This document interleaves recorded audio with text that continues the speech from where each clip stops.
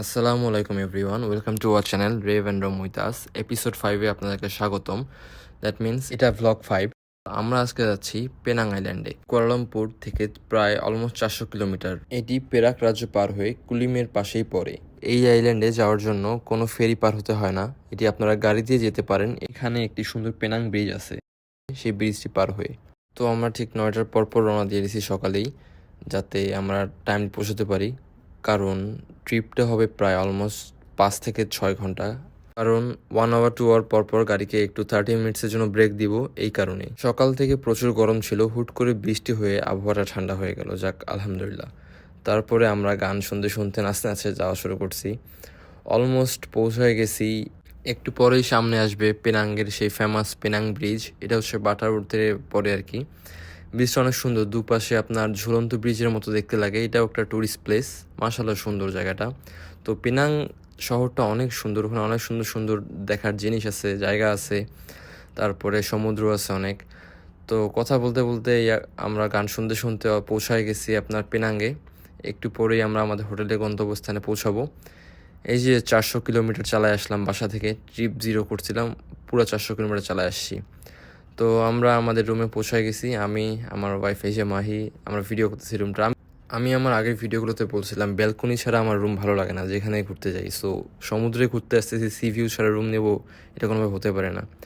তো যেহেতু 6 ঘন্টার মতো জার্নি করছি, রেস্ট নিলাম, নিয়ে অলমোস্ট রাত হয়ে গেছে। ওই দিন আর কোথাও ঘুরলাম না, ডাইরেক্ট আমরা হোটেলের নিচে খেতে আসলাম। আমাদের হোটেলের নাম ছিল হোমটন হোটেলের, একটি 4 স্টার হোটেল ছিল। তো খাওয়া দাওয়া শেষ করে ওই দিন ঘুম দেই। পরদিন সকালে উঠি, ফ্রেশ হয়ে একদম একটা টানা ঘুম দিয়ে সি ভিউ দেখে রিফ্রেশমেন্ট হয়ে রেডি হয়ে আমরা বের হয়ে পড়ি সি বিচের উদ্দেশ্যে। কারণ আসছি থেকে আমরা ওই রাতে ওই দিনে সি বিচ দেখিনি। সি বিচটির নাম হচ্ছে বাতু ফিরিঙ্গি। দেখে মনে হচ্ছে এত সুন্দর, মনে হচ্ছে আমরা থাইল্যান্ডে চলে আসছি।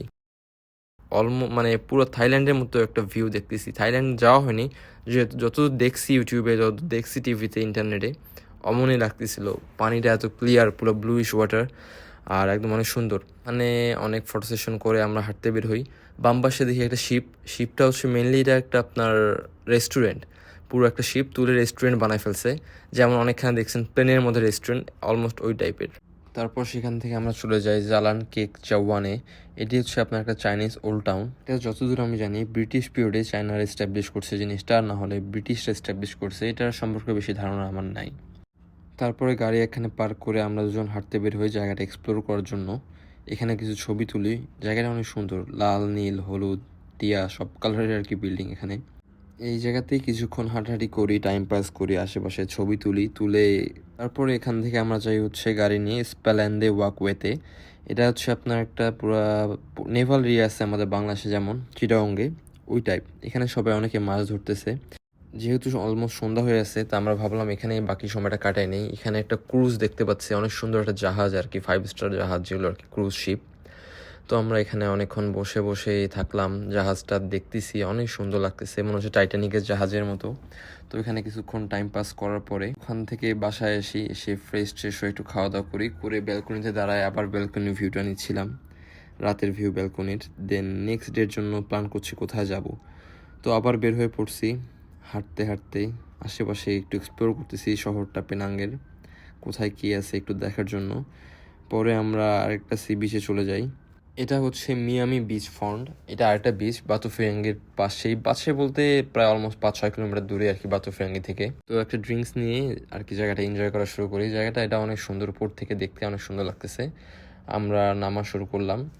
এই যে মাহি যাচ্ছে নিচে, আমরা যাবো নিচে, একটু ফটোশ্যুট করব, পাথরে বসবো। এটা অনেকটা আমাদের দেশের ইনানি বিচের মতো লাগতেছে আমার কাছে আর কি। আমি এখানে যা দেখি একটু আমার দেশের সাথে আর কি একটু কম্পেয়ার করার ট্রাই করি যতদূর পারি। এখানে বসে একটু আমরা পা ভিজাই নেই, একটু ভিডিও করি, ছবি তুলি। দেন এখানেই আর কি আমরা ঘন্টাখানিক কাটাই নেই।